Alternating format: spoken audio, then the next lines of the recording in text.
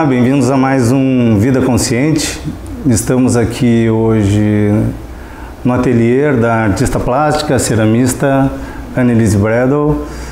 Vamos conhecer um pouco do caminho, né, de toda a movimentação, de toda a estruturação da pessoa e da artista Annelise. Vamos conhecer um pouco do seu espaço, né, que, a meu ver, é um local diferenciado, onde a gente tem tão próximo as obras, a produção e o artista de forma totalmente acessível.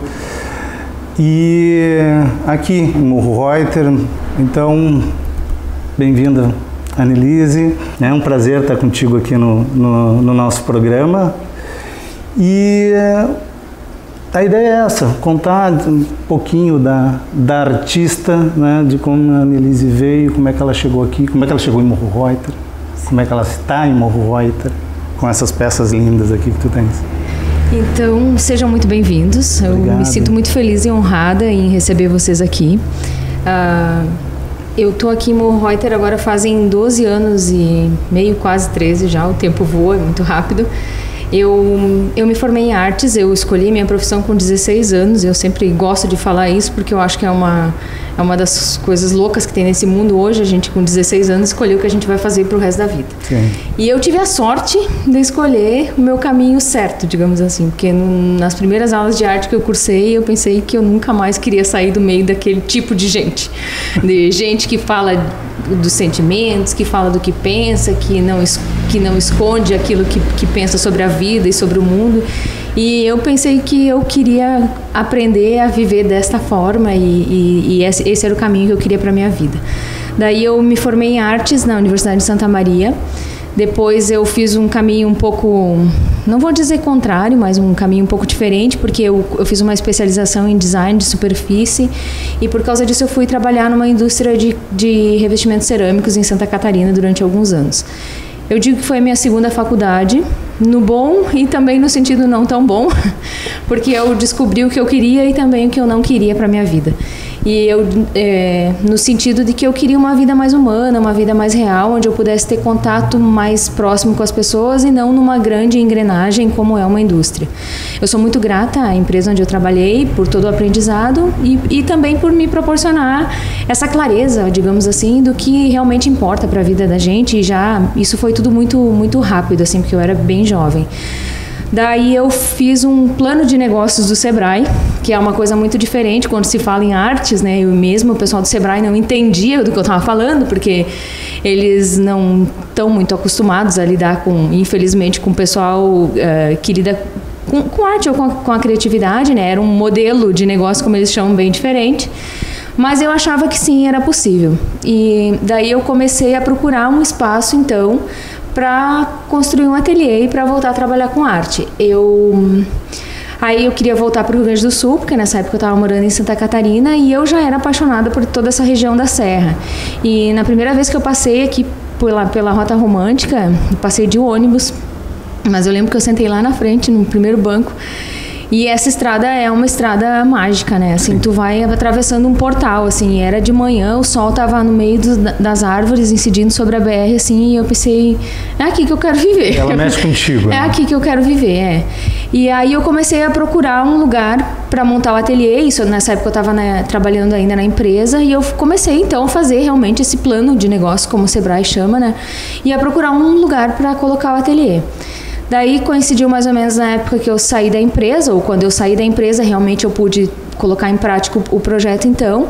A terceira vez que eu vi essa casa. E aí quando eu vi a casa, eu atravessei e eu aluguei a casa naquela hora. Você abraçou na casa, não largou mais. Eu aluguei a casa naquela hora. Tinha um arco-íris em cima da casa quando eu vi ela. E assim começou a história desse ateliê.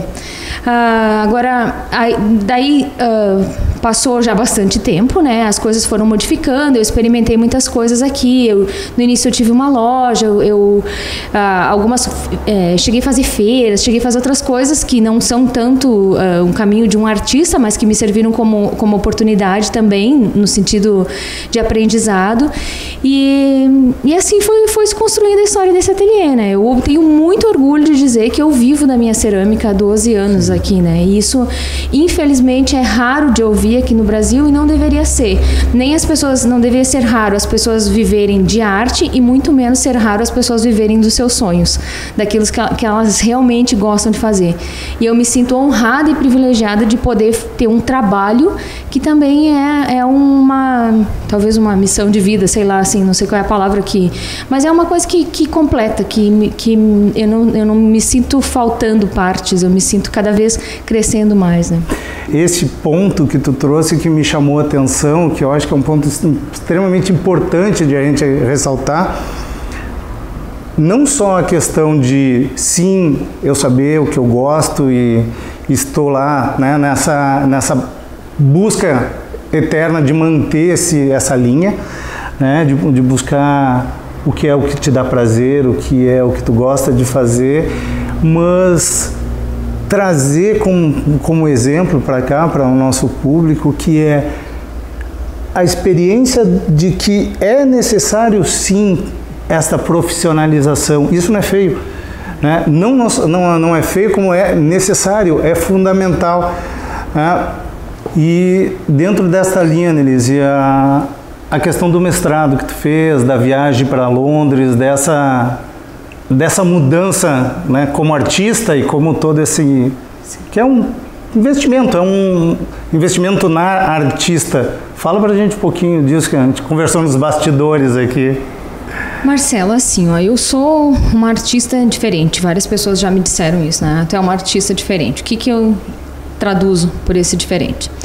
Primeiro que quando eu escolhi fazer artes, eu tinha 16 anos, mas desde o primeiro dia eu nunca vi como hobby, eu nunca vi como uma coisa que eu ia fazer depois que eu ia me aposentar, eu nunca vi como um passatempo. Eu sempre pensei, essa é a minha profissão, eu vou escolher isso para minha vida e é meu trabalho também, eu vou sim ganhar dinheiro disso. E eu nunca vi esse problema que às vezes algumas pessoas ainda teimam em manter ou em preservar, digamos assim, que eu entendo que é um estigma quase que está ligado ao artista, que vem de mais de um século passado, onde o artista era uma criatura adorada e admirada e paga de outras formas, né?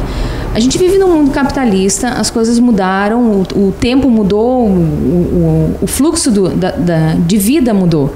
E eu acho que hoje a gente tem que ser um artista inserido nesse contexto. Então essa questão ela é bem delicada e tudo que eu falo é minha opinião. Não estou julgando ninguém nem dizendo que alguém está certo ou que alguém está errado. Simplesmente comigo aconteceu naturalmente. Desde o início eu entendi que ser artista era a minha profissão e que sim, eu ia viver disso também. E aí, durante o passar dos anos, eu fui buscando coisas que também foram me dando suporte para isso, porque tu falou muito bem antes que, na minha opinião, um dos grandes problemas que a gente tem hoje nas instituições, e não só no curso de artes, é que não existe gestão de carreira. Ou quase nenhuma graduação é feita onde em algum momento se fale com o aluno sobre como ele vai viver com aquilo que ele está aprendendo. É colocado o ensino e aí tipo te dá uma bandeja cheia de taças para tu equilibrar e daí tu sai e agora, o que eu faço com tudo isso, né?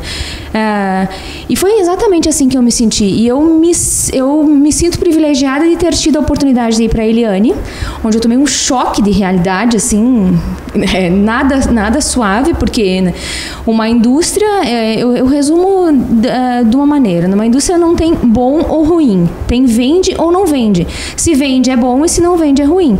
Aí foi por causa disso que eu acabei quase 4 anos atrás, agora ingressando no mestrado aqui na Fevale, porque era um mestrado profissional, é um curso que chama Indústrias Criativas, que é um termo bem novo para lidar com tudo que produz bens, serviços ou conteúdos, onde o diferencial seja a criatividade. Ou seja, é uma economia que fala de recursos intangíveis, que fala do potencial que tu tem e que é diferente do meu. Se tu for fazer cerâmica, tua cerâmica não vai ser igual à minha. Então a gente está falando em potencializar o que cada um tem de bom e usar isso de uma forma produtiva, de uma forma consciente, de uma forma dentro do ideal de cada um, mas que seja para o bem, que seja para o seu melhor, né? Então é o que o músico, que aquele determinado músico tem de melhor para oferecer, o que aquela determinada determinado artista tem de melhor para oferecer. E a indústria, essa história das indústrias criativas, elas me encantaram muito. Aí eu fiz o mestrado, fiz uma grande pesquisa, tive um grande orientador para quem eu sou muito grata, porque foi um parceiro de aprendizado, com toda a minha rebeldia acadêmica, porque eu não me encaixo naqueles padrões que tem que produzir tanto artigo, que tem que não sei o quê, que é uma outra questão, que daria para conversar muito tempo sobre isso, mas dentro do que eu consegui fazer e do que eu pude aproveitar do mestrado e do que o meu orientador me deu liberdade para poder fazer, eu fiz uma baita pesquisa, literalmente, né? Onde eu descobri que dentro desse grande mercado da arte, que é uma das economias mais sólidas e consolidadas do planeta, existe um mercado de arte cerâmica. E aí eu pensei assim, opa, por que não, né? A gente está falando de um potencial mundial, a gente não está falando, não é uma brincadeira isso que eu estou dizendo, tem dados, tem números, eu fui atrás de tudo isso, né? Aí comecei a pesquisar os países que são referências para a área da cerâmica. E aí descobri 2 principais polos, digamos assim, que seriam os Estados Unidos e seria a Inglaterra, onde a gente encontra toda uma cadeia fechada, ligada à cultura, é claro, e ligada à cerâmica especificamente, né? Então tem escola, tem indústria que produz equipamento, tem publicações, livros, revistas e todos os materiais impressos possíveis. Aí tem galerias de arte para colocar esse produto, essas peças no mercado, esses produtos no mercado. Tem feiras, tem eventos que são promovidos durante todo o ano para mostrar essa cerâmica. Então o artista, o artesão, ele ainda é visto, ainda é reconhecido com um outro tipo de olhar. Ainda se entende o que é uma peça única, ainda se entende o que se dá mais valor para o que é essa peça feita à mão, então, né? Que é um trabalho que aqui no Brasil está ficando cada vez mais padronizado ou até pasteurizado, eu vou dizer, porque chega a ser injusto tu concorrer com a quantidade de importados que a gente tem aqui, sabe? E às vezes o público leigo, aquele público que não frequentou museus, que não teve uma base de educação cultural, ele olha simplesmente como um objeto. E nem sempre ele tem a percepção para entender que é uma peça que foi feita à mão, que tem um processo criativo por trás, que tem toda uma questão envolvida, né? E aí tudo isso precisa ser de novo falado e de novo resgatado aqui no Brasil, né?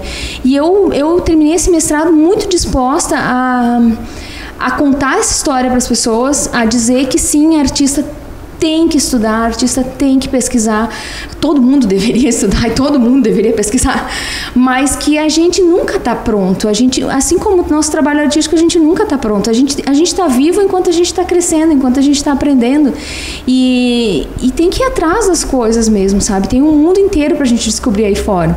E daí o que tu falou de Londres é porque esse ano eu participei de uma feira, então, em Londres, eu saí com 2 caixas, uma coisa alucinada daqui do Brasil, 2 caixas, atravessei o Oceano Atlântico com toda a burocracia imaginável e possível do país que a gente vive, para chegar com essas peças lá e participar de uma feira, então, que é uma feira de arte, é uma feira de cerâmica completamente diferente das feiras que a gente está acostumado a ver aqui. Primeiro, o que mais me chamou a atenção, assim, a postura do artista, porque o artista está lá de peito erguido, falando do seu processo de pesquisa, falando do seu trabalho, não tem essa coisa de o artista que não sabe botar preço, não sei o quê, o preço já está colocado, porque o preço diz toda uma trajetória para se chegar até aquele trabalho. Tu tá vendo como uma obra de arte, né? Tu tá vendo, e aí o artista se coloca de uma forma que a pessoa que vem flui. Eu não preciso ficar repetindo que aquilo é uma obra de arte, porque a forma como eu me coloco, o ambiente onde eu tô, as pessoas percebem como uma obra de arte. E eu me senti motivada de ver isso, sabe? Eu me senti motivada de ver um lugar onde as pessoas estão dispostas a dar esse espaço ainda em 2018 para um trabalho artístico, para um trabalho manual, e onde as pessoas têm um interesse enorme de perguntar sobre a tua técnica, sobre o teu trabalho, e não veem aquilo só como uma coisa ou mais uma coisa, como a gente tem que cuidar aqui para às vezes não fazer. E eu não tô falando só de, eu não tô criticando ninguém, eu tô falando até de mim mesma, sabe? Porque a gente vive num momento onde é tanta informação visual, é tanta coisa, tu é induzido a comprar tanto, que daqui a pouco tu tá pensando assim, tá, mas o que é isso que eu tô comprando? O que é isso? Estou produzindo para o tanto, estou produzindo num modelo... Né? Eu tô entrando numa engrenagem, eu também estou fazendo parte dessa massa, né? Então é como um estalo, assim, para dizer, olha para o que tu está fazendo, né? E a arte tem esse papel também, entre tantos poder, papéis. né? Esse papel e esse poder, exatamente, né? De dar essa sacudida mesmo, de dizer, opa, vamos pelo menos pensar um pouquinho do que a gente está falando. De parar de cutucar, de posicionar para, no mínimo, dar esse choque, né? Para, no mínimo, dar quebrar esse paradigma, né? Vamos dizer de... E eu tenho uma coisa, assim, que... dar um passo me motiva a dar outro, sabe? Não me cansa e agora eu vou parar. Não, eu penso, que legal, consegui dar mais um. Então eu vou... Às vezes assim, sai meio sai com cara de primeiro passo. Mas sai, foi dado, sabe? Então vamos adiante, vamos pro próximo. Eu acho que o grande ponto que a gente tem, como tudo na vida, né, Annelise, é o processo de para frente. Né? Seja como pessoa, seja como profissional, seja como artista, que artista, né, tem essa tendência. O artista é um inovador por natureza, né? Sim. O processo criativo do artista, ele é inovador por natureza. E eu acho que dentro desse contexto a gente tem que se conhecer, respeitar e saber trabalhar isso dessa forma. A gente vai dar uma paradinha. Na volta do intervalo, a gente vai falar um pouco de outras questões com a Annelise que são dentro da obra, são as técnicas e os componentes que a gente tem aqui, que são extremamente regionais, que são extremamente naturais. Já voltamos em 1 minuto.